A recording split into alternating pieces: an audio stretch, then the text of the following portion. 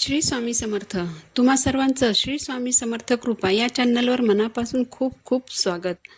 स्वामी कृपेने तुमचा आजचा दिवस शुभ जावो.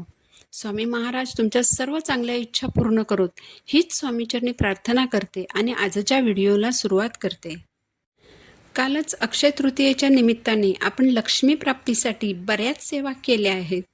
तसं तर आपण लक्ष्मी प्राप्तीसाठी अनेक उपाय करत असतो, खूप सेवाही करत असतो. कधी कधी या सगळ्या उपायांचा सेवांचा आपल्याला फायदा होतो, कधी कधी अजिबात फायदा होत नाही. याचं कारण काय आहे? तर यासाठी आपल्याच काही सवयी कारणीभूत आहेत. उदाहरण द्यायचं झालं तर आपण नेहमी काही ना काही दान करत असतो. तेव्हा आपण अशाही काही वस्तू दान करत असतो ज्या वस्तू आपण कधीही दान करायच्या नसतात. या वस्तू दान केल्यामुळे लक्ष्मी आपल्या घरात थांबत नाही. त्यामुळे आपण लक्ष्मी प्राप्तीसाठी कितीही सेवा केल्या, कितीही उपाय केले तरी त्याचा आपल्याला काही फायदा होत नाही. आजच्या व्हिडिओमध्ये आपण आपल्या घरातील कोणत्या वस्तू कधीच कुणालाच देऊ नयेत किंवा दानही करू नयेत याची माहिती घेणार आहोत. त्यासाठी तुम्ही व्हिडिओ शेवटपर्यंत पहा. चॅनलवर नवीन असाल तर चॅनलला सबस्क्राईब जरूर करा. बऱ्याच महिलांना तर अशीही सवय असते की त्या त्यांचे सौभाग्याचे अलंकारही इतरांना तात्पुरते वापरायला देतात किंवा कायमस्वरूपी देऊन टाकतात. ज्योतिषशास्त्रानुसार आणि वास्तुशास्त्रानुसार काही अशा वस्तू असतात ज्या आपण कधीही कुणालाही दान करायच्या नसतात. अशा वस्तू दान केल्यामुळे आपल्या घरात लक्ष्मी टिकत नाही. घरात कितीही पैसा आला तरी तो अपुरा पडतो. आपल्या घरात नकारात्मकता वाढीला लागते. आपल्या घरात वाद कलह सुरू होतात. तर अशा कोणत्या वस्तू आहेत ज्या आपण कधीही कुणालाही द्यायच्या नसतात? यामध्ये सगळ्यात महत्त्वाच्या वस्तू ज्या आहेत ते म्हणजे आपले सौभाग्याचे अलंकार. काही महिला तर त्यांचं मंगळसूत्र छान आहे असं मैत्रिणीने म्हटलं की तिला घालायला देऊन टाकतात. तिला लावायला टिकल्याही देतात, अगदी काही जणी बांगड्याही देतात. पण आपल्या या वस्तू कधीही कोणालाही देऊ नयेत. आपल्या सौभाग्याने या वस्तू आपल्याला मिळालेल्या असतात. तर या वस्तू म्हणजेच तुमचं मंगळसूत्र, तुमच्या बांगड्या असोत किंवा तुमच्या टिकल्या असोत, कधीही कोणालाही देऊ नका किंवा दान करू नका.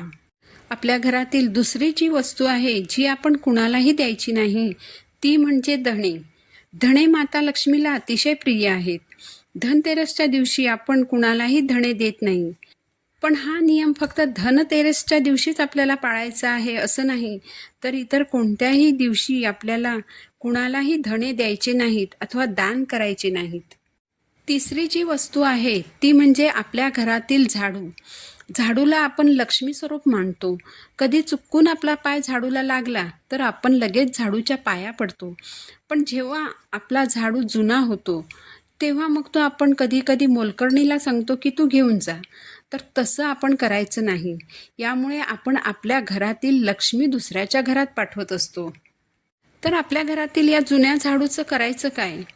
तर हा झाडू तुम्ही एखाद्या दिवशी पहाटेच्या वेळेस एखाद्या मंदिराच्या आवारात नेऊन दान करू शकता किंवा गुपचूप नेऊन ठेवू शकता. यामुळे उलट लक्ष्मीचा तुम्हाला आशीर्वाद मिळेल. पण तो झाडू कुणालाही दान करू नका. यानंतरची जी वस्तू आहे ती म्हणजे पांढरे तीळ. पांढरे तीळ हे भगवान विष्णूंना अतिशय प्रिय आहेत.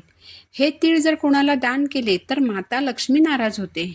ज्या घरात भगवान विष्णूंचा मान ठेवला जात नाही त्या घरात माता लक्ष्मी कधीही थांबत नाही. त्यामुळे पांढरे तीळ कधीही कोणालाही दान करू नयेत. यानंतरची जी वस्तू आहे ती म्हणजे लोणचं. आपण जेव्हा लोणचं बनवतो तेव्हा ते आजूबाजूला थोडं थोडं वाटतो, थोडंसं नातेवाईकांनाही देतो. तर कसं आहे की लोणचं हे मुळातच आंबट असतं. हे इतरांना दिल्याने आपले त्यांच्याबरोबरचे संबंध आंबट होतात. त्यामुळे जेव्हा कधी तुम्ही कुणालाही तुमच्या घरातील लोणचं द्याल तेव्हा त्या व्यक्तीकडून 2-4 रुपये जरूर घ्या. त्यामुळे एखाद्याशी तुमचे चांगले असलेले संबंध बिघडू नयेत असं तुम्हाला वाटत असेल तर त्या व्यक्तीला कधीही लोणचं दान करू नका. यानंतरची जी वस्तू आहे ती म्हणजे टोकदार वस्तू. टोकदार अथवा धारदार वस्तू जशा की कैची, चाकू, सुई अथवा इतर कोणतीही टोकदार आणि धारदार वस्तू कधीही कुणालाही वापरायला देऊ नका आणि कुणाला दान तर अजिबात करू नका. यामुळे आपले त्यांच्याबरोबरचे सर्व नातेसंबंध खराब होतात. यानंतरची जी वस्तू आहे ती म्हणजे जुने कपडे. खरं तर कधीच कुणाचे जुने कपडे आपण वापरू नयेत. असे कुणाचे तरी जुने कपडे वापरल्याने त्या कपड्यांसोबत त्या व्यक्तीचे गुणदोष आपल्याकडे येतात. त्या कपड्यांसोबत असलेली नकारात्मकता आपल्याकडे येते. त्यामुळे आपण कुणाचे जुने कपडे वापरू नयेत आणि आपले जुने कपडे कुणालाही वापरायला देऊ नयेत. यानंतरची जी वस्तू आहे ते म्हणजे दही. दह्याला लक्ष्मी स्वरूप मानलं जातं. संध्याकाळच्या वेळी आपण आपल्या घरातील दही कोणाला देत नाही. पण हा नियम तेवढ्यापुरता पाळायचा नाही. तर आपण आपल्या घरातील दही कुणालाही द्यायचं नाही, कधीही द्यायचं नाही. यामुळे माता लक्ष्मी घरात टिकत नाही.